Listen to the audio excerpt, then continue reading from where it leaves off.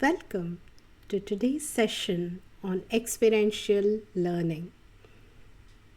The problems of the present are very different from the problems of the past. The world of today is facing new and diverse challenges.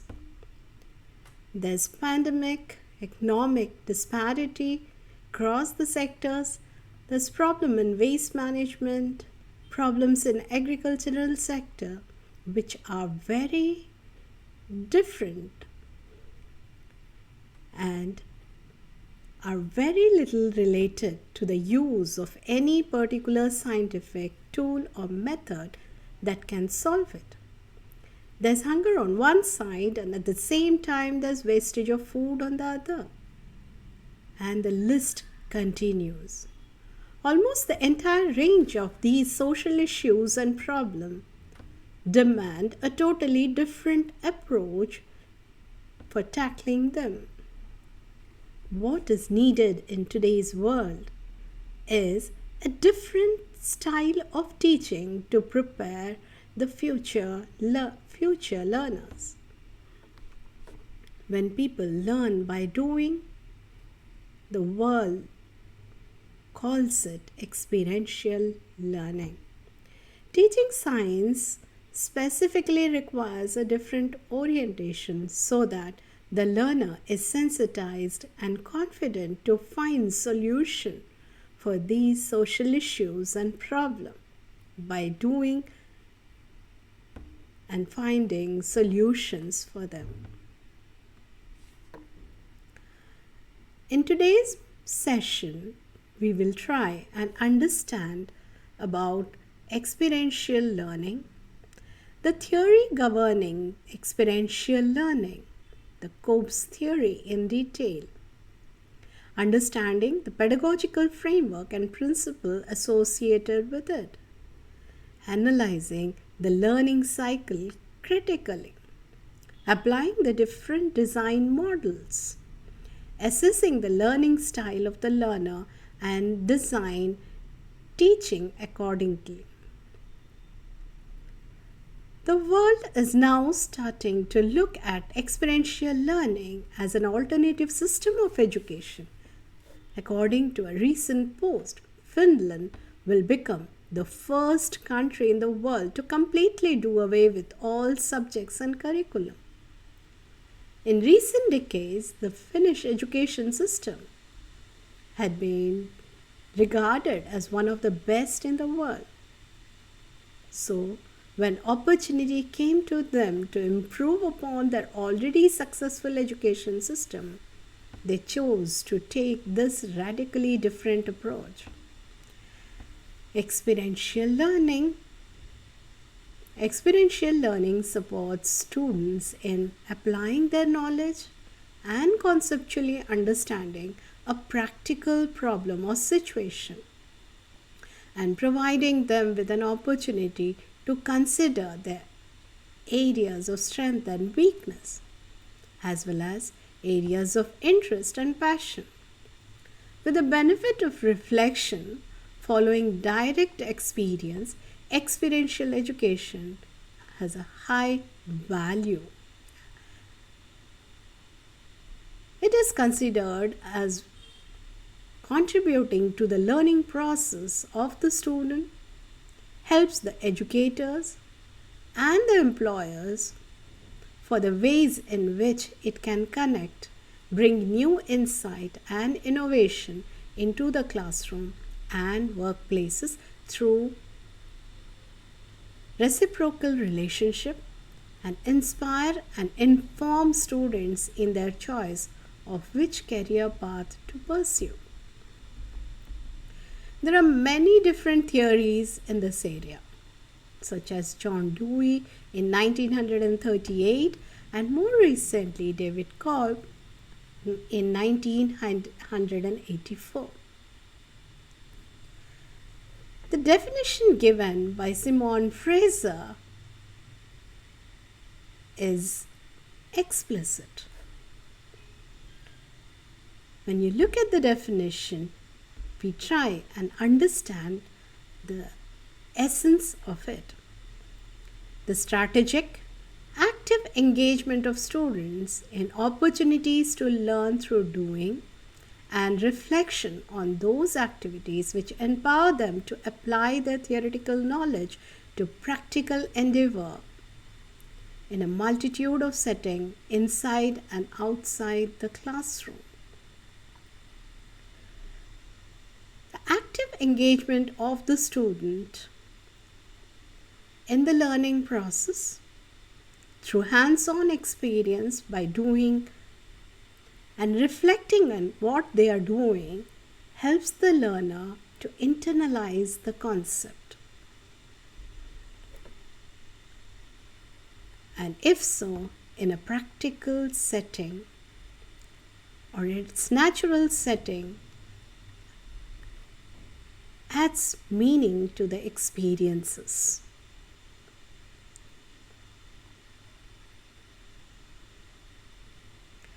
Trying to understand the pedagogical framework and principle underlying experiential learning. The pedagogical framework and principle gives direction to our teaching learning process. Basically, the origin and development of experiential learning as a model for student learning can be found in the work of Dewey. His philosophy, learning by doing, and Cobb, among others.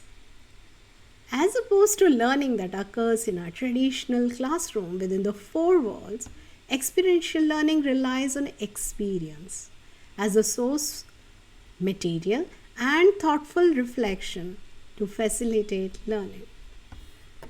Experiential education is a philosophy by itself, which guides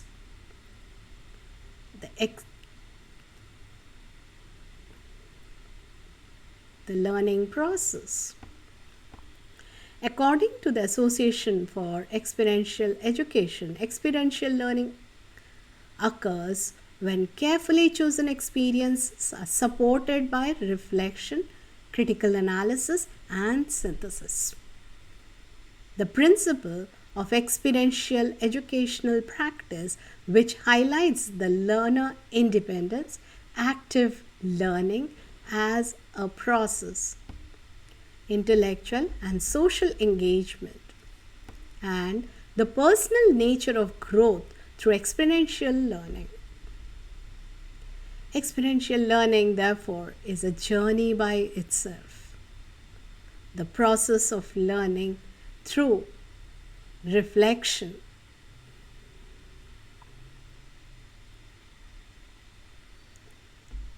it relies on collaboration and collective action. The body of knowledge derived from experiential learning is free and open to all. Short-term impact of experiential learning may not be significant, but in long run, experiential learning could potentially move masses, change the behavioral pattern of people in the entire community or society. Experiential learning encourages curiosity and creativity, essential elements that enable an individual or a group of people to thread a path or draw a roadmap of continuous learning and development. Experiential learning is probably the most suitable for tackling and solving social problems. Thus, such a system feeds itself from time to time. It's self-developing, self-constructing, self-supporting, as opposed to the remaining stagnant over a long period of time and losing relevance and the power to captivate. It is imperative to understand Cobb's learning style and experiential learning cycle. David Cobb published his learning style model in 1984. Cobb's experiential learning theory works on two levels. a four-stage cycle of learning and of four separate learning styles. Much of Kolb's theory is concerned with the learner's internal cognitive processes.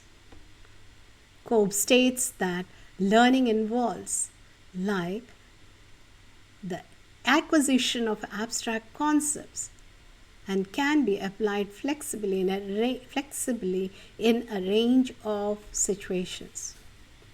In Kolb's theory, the impetus for the development of new concepts is provided by new experience. Thus, learning is a process whereby knowledge is created through the transformation of experience, according to Kolb. Let us try and understand the learning cycle. Interestingly, Kolb's experiential learning style theory is typically represented by a four-stage learning cycle in which the learner touches all the bases: concrete experience, reflective observation, abstract conceptualization, and active experimentation. What does concrete experience mean? A new experience or a situation that's encountered by a learner, or a reinterpretation of the existing experience or the past experience. Reflective observation of the new experience of a particular importance are any inconsistency between experience and understanding. The learner reflects on their observation, particularly with a thought, with an understanding. Abstract conceptualization is reflection which gives rise to a new idea or a modification of an existing abstract concept. The person actually learns from their experience. But as yet, the concept is abstract. When the learner applies and actively experiments with the concept, the idea of the world around them, then they see what happens. Effective learning is seen when a person progresses through a cycle of four stages: having a concrete experience followed by observation and reflection on the experience which has led to it, and the formation of an abstract concept and application to come to conclusion or generalization, which are then used to test hypotheses in future situations, resulting in a new experience. Thus, the process of learning is completed. Kolb in 1974 viewed learning as an integral process, with each stage being mutually supportive of the feeding into the next. It is possible to enter the cycle at any stage and follow it through its logical sequence. However, effective learning only occurs when a learner can execute all the four stages of the model. Therefore, no one stage of cycle is effective as a learner proceeds on its own. Let us understand how did the learning style evolve.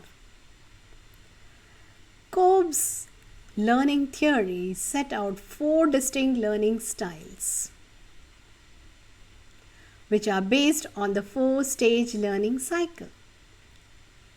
Kolb explained the different people naturally prefer a certain single different learning style. And Various factors influence a person's preferred learning style. For example, the social environment, the educational experience, or the basic cognitive structure of an individual. The concepts which are already existing with the learner.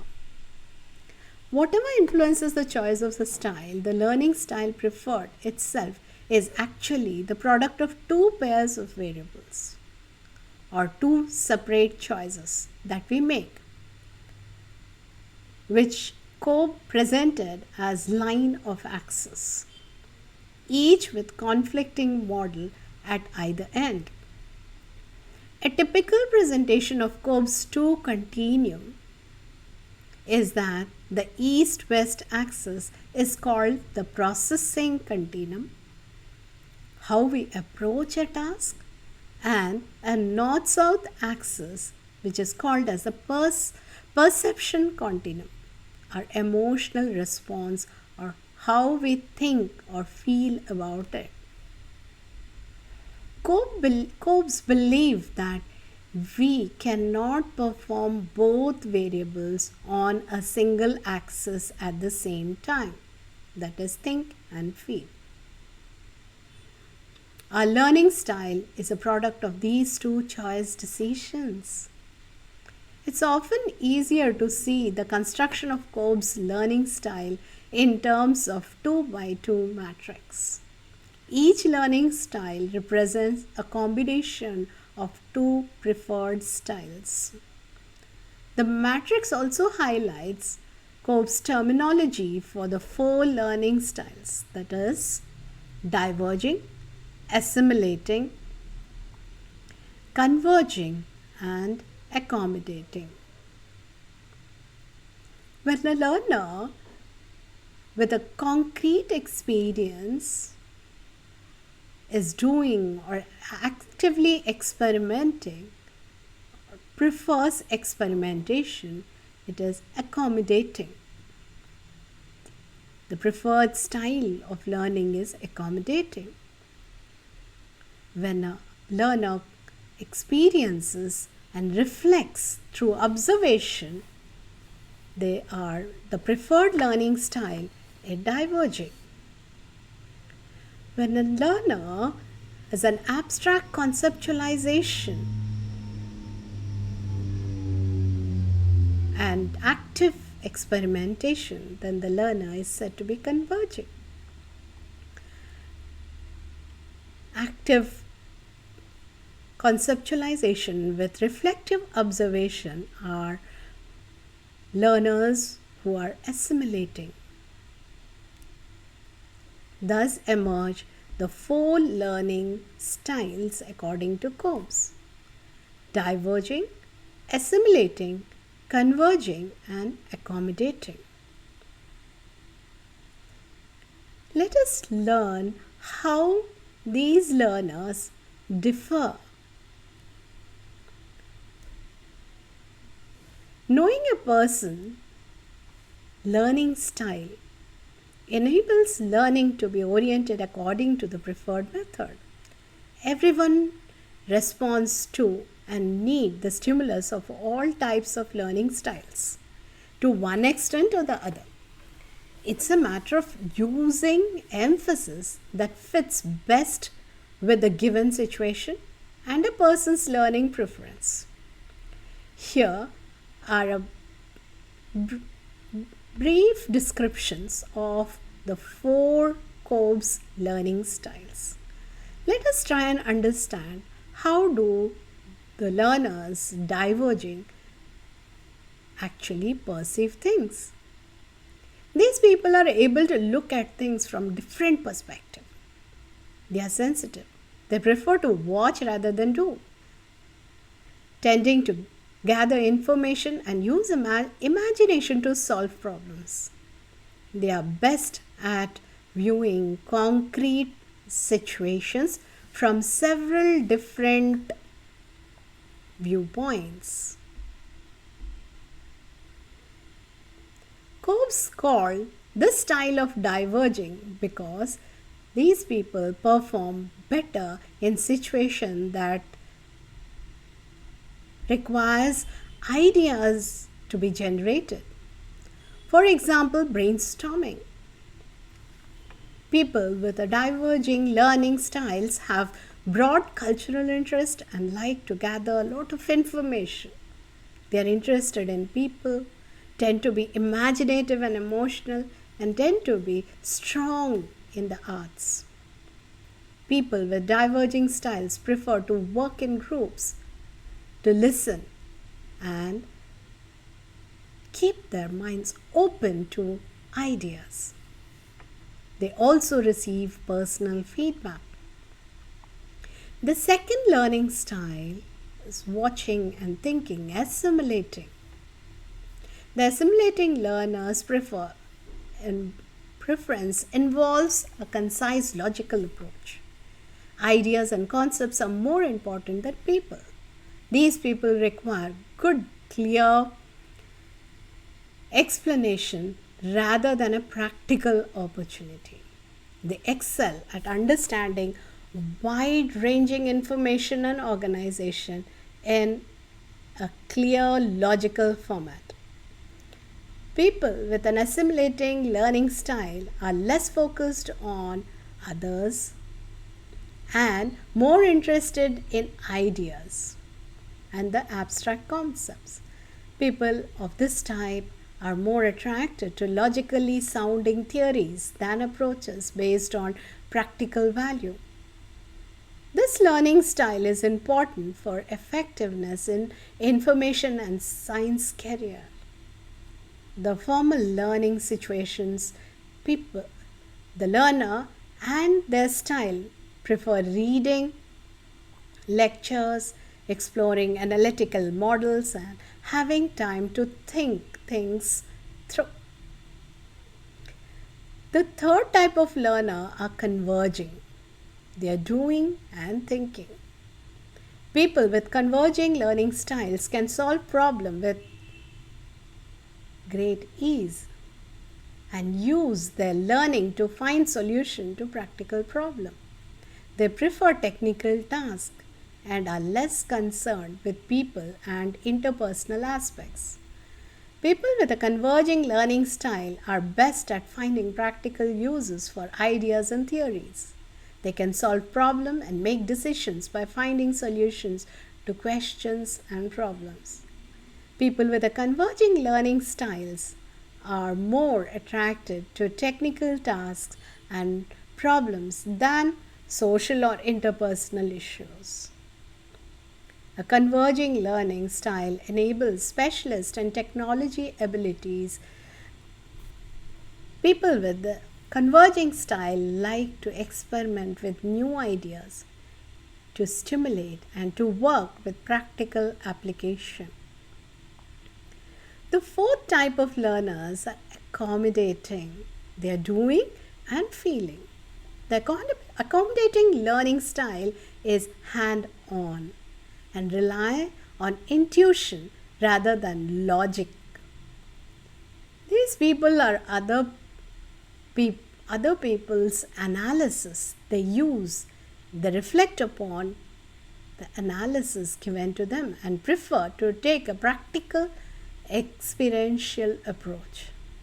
They are attracted to a new challenge and experiences and to carry out plans.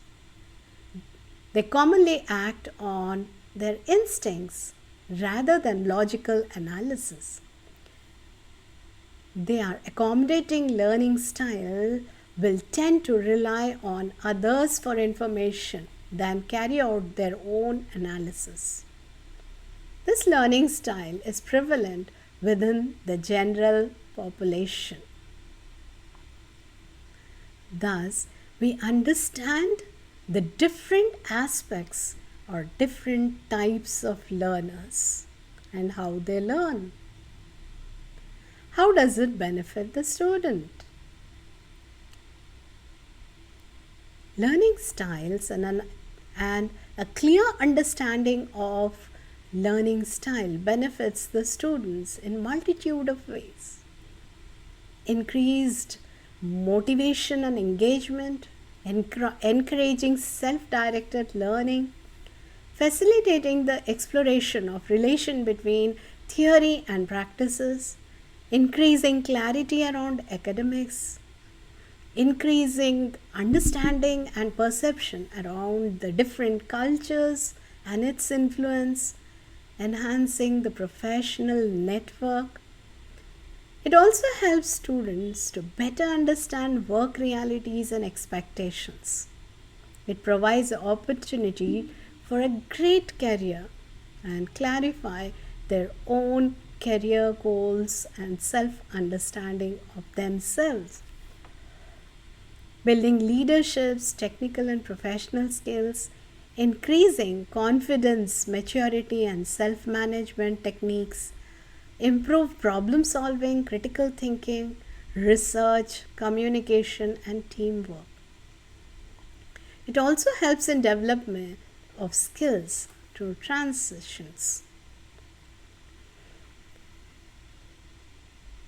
In case of internships, it helps in providing earning to assist all the financial obligations, citizenship skills. Experiential learning is basically a journey by itself. It relies or it extends, it helps in collaboration, collective action. A total body of knowledge is developed among the learner. Though long-term impacts are greater than the short-term observed impacts. It encourages all the 21st century skills that are expected of a learner. It probably is the most suitable approach to teaching science in today's world. Thus, such a system, in fact, is self-constructing, self-building, self-supporting. Obviously associated with a large number of educational implications. As a teacher, we need to understand what are the implications of Kolb's learning stages and cycle that could be used in the teaching learning process. To critically evaluate the learning provisions typically available to the students and to develop a more appropriate learning opportunity. Educators should ensure that activities are designed and carried out in a way that offer each learner the chance to engage in the manner that suits them best. Also, individuals can be helped to learn more effectively by identification of their preferred learning styles and strengthened through application of experiential learning cycle. Ideally, activities and material should be developed in a way that draws on ability from each stage of experiential learning and take the student through the whole process in the sequence. As we design our instructions, the 4 stages need to be kept in mind. There are different models how you can apply practically experiential design in classroom scenario. Let us understand the different design models of experiential learning. There are a wide range of design models that aim at embedding this learning process within the real life context, such as laboratory method, workshops, studio work, apprenticeship or internship programs, problem-based learning, case-based learning, project-based learning, inquiry-based learning, and cooperative or collaborative or community work. When we talk about lab-based learning or the workshops, today we take almost for granted that lab work are an essential part of teaching science.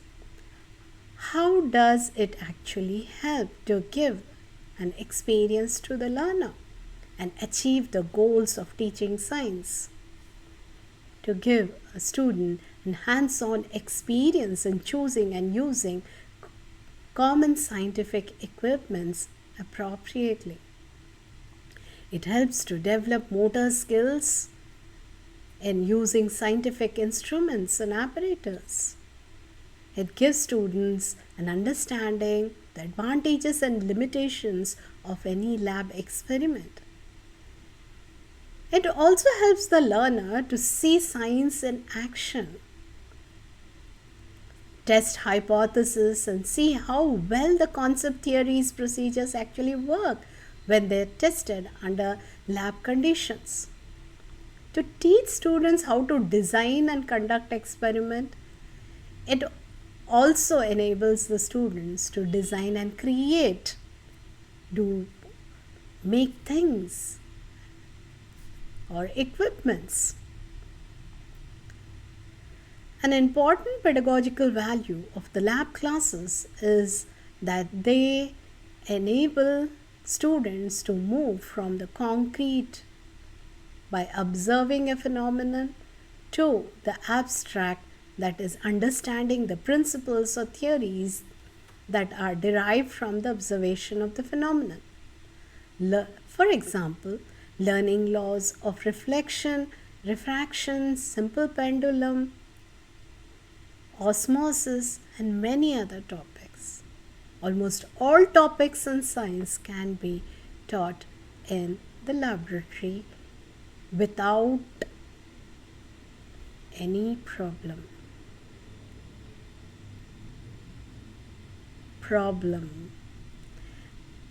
Problem-based learning is an earliest form of systematized learning that was developed in 1969 by Howard Barrows and colleagues in the School of Medicine at McMaster University in Canada, from where it has spread to many other universities, colleges, and schools. This process or approach is increasingly used in subject domains where the knowledge base is rapidly expanding and where it is impossible for students to master all the knowledge in the domain within a limited period of study. Working in groups, students identify that what they already know, what they need to know, and how and where to access this new information that they may lead to resolution of the problem. The role of the instructor here is critical in facilitating and guiding the learning process. Number of topics such as waste management, pollution, water scarcity, the problems existing in our community can be identified and worked out for solutions.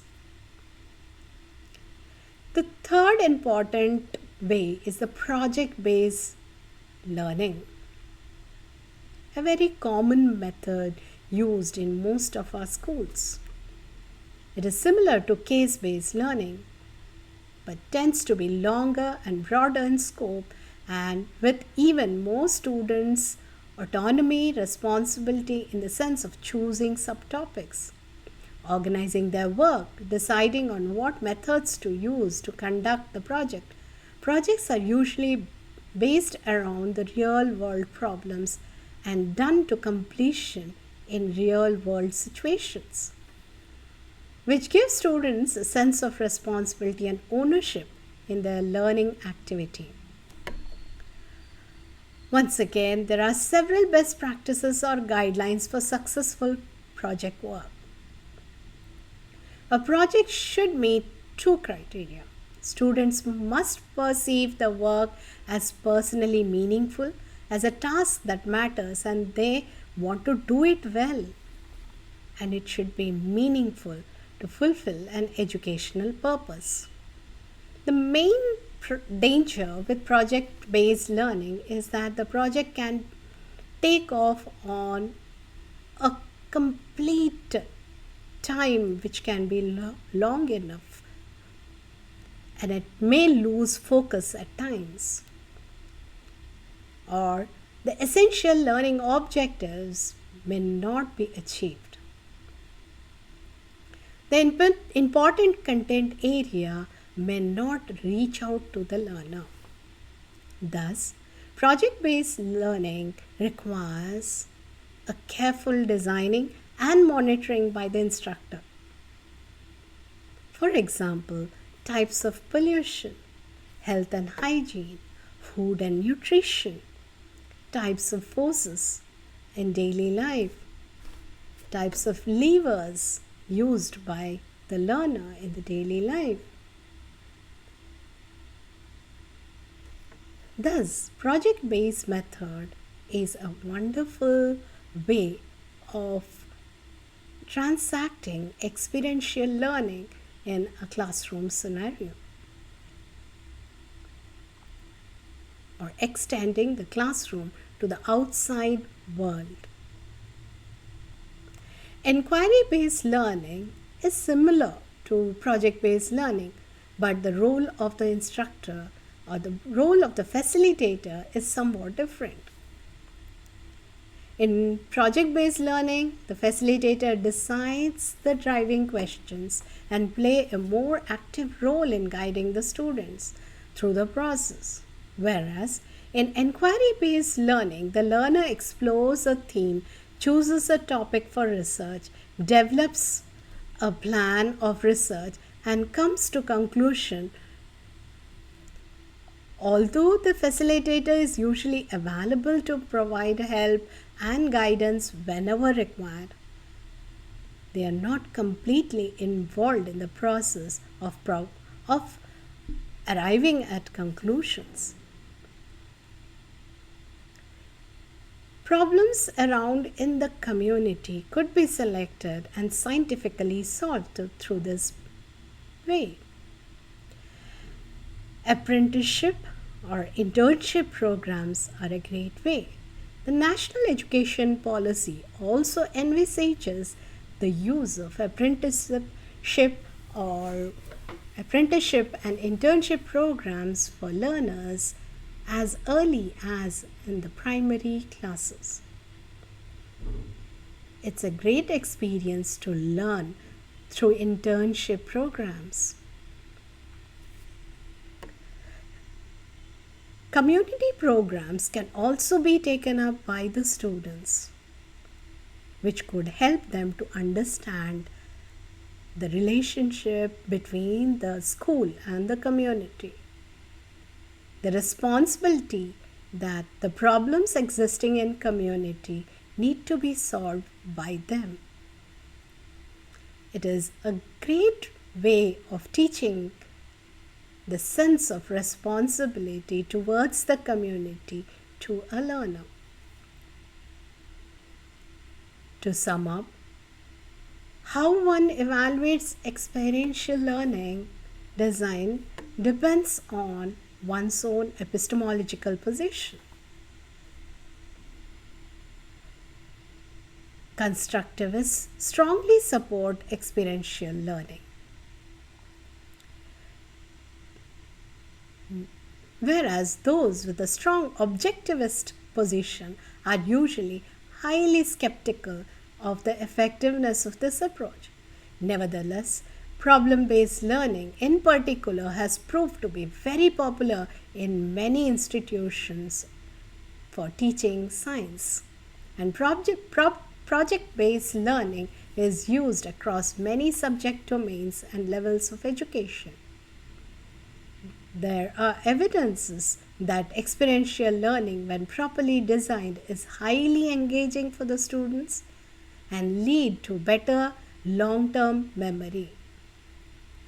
Many claim that it leads to deeper understanding and develop skills for digital age, such as problem solving, critical thinking, improved communication skills, and knowledge management, and all that's required to prepare the learner for 21st century. In particular, it enables the learner to manage better highly complex situations across disciplinary boundaries and subject domains where the boundaries of knowledge are difficult to manage. Experiential learning approach requires a considerable restructuring of teaching and a great deal of detailed planning. If the curriculum is to be fully covered, it usually means that extensive retaining or training of the faculty and careful orientation and preparation of the students. However, many forms of experiential learning can and do have a strong guidance from instructors, and one has to be very careful when comparing matched group and test of knowledge, including measurement of the skills.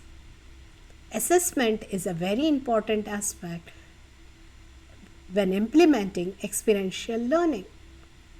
It is not just based on the same assessment of the traditional methods, which is often more confined towards memorization and comprehension. On the other hand, experiential learning can only be assessed through a lot of reflection on the thought process, and it's skill based. On balance, then, I would support the use of experiential learning for developing knowledge and skill needed in the digital age. But as always, it needs to be done well, needs to be well designed. Instructional designing needs to be effectively planned and implemented in the classroom. Best practices associated with experimental designing, experiential reflections have to be modeled so that the learners are well prepared to face the challenges of the future. Thank you.